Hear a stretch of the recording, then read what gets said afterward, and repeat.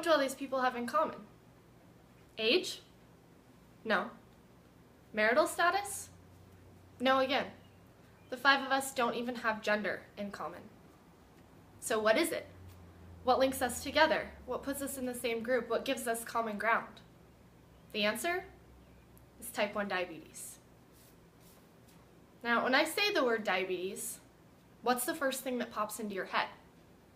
Most likely, you instantly picture an elderly, somewhat overweight person complaining about diet and exercise.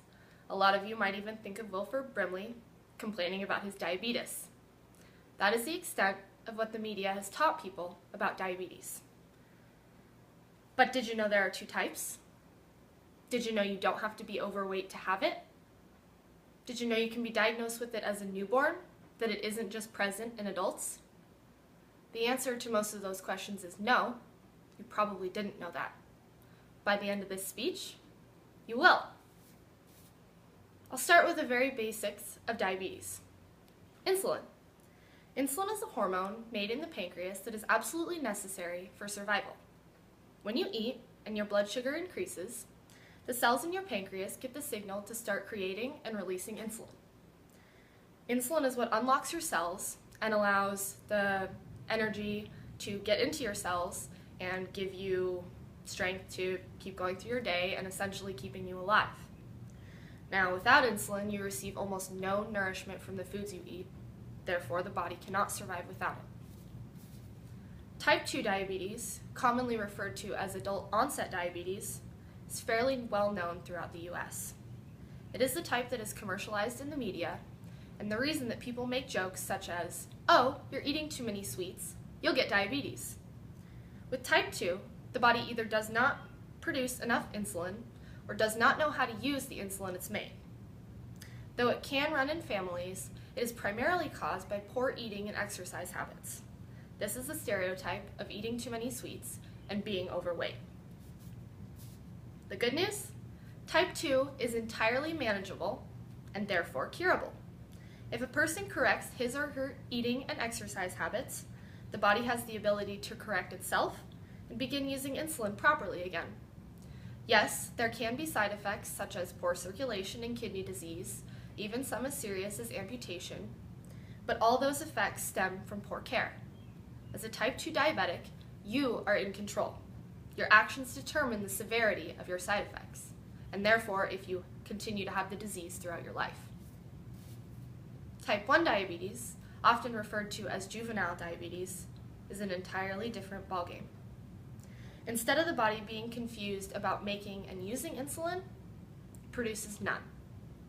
The body's immune system attacks the insulin-producing cells in the pancreas, halting all production of insulin. This means that in order to stay alive, multiple injections must be taken daily. Blood sugars must be carefully monitored, and eating and exercise must be balanced. Type 1 cannot be cured, nor can it be outgrown despite it being called juvenile. It is an autoimmune disease that can only be held at bay. Now, there are typically 3 peak periods where a person is diagnosed with type 1. Several years after birth, during puberty, or as a person is leaving their teenage years. It is incredibly rare for a person to be diagnosed at any other point in their life, but it can happen. Type 1 is thought to be genetic, but recently findings have counteracted that. While genetics do play a part, the amount of people diagnosed is rising by 3% each year. That's much too quickly to simply blame genetics. Researchers have recently been looking into environmental factors with regard to newborns to find out what could up a person's risk.